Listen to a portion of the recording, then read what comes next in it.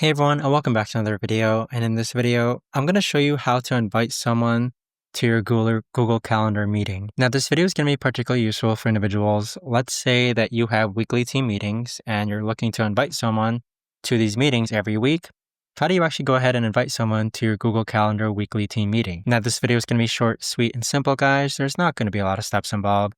Now, in order to do this, what you're first going to do is go onto Calendar, click on the meeting, and then from here, you want to go ahead and click on the pencil icon that says Edit this event. So next thing that you're going to do is that where it says Add Guests, this is where you're going to type in the email from which you want to go ahead and add a guest to this meeting. So go ahead and type the email for which you want to go ahead and add the guest to this meeting, and then click on Save. But there you have it, guys. That right there is the best and easiest way that I know of to actually go ahead and invite someone to your Google Calendar Google meeting. If you guys know of a better or easier way to actually do this, let me know in the comments down below. I would love to know.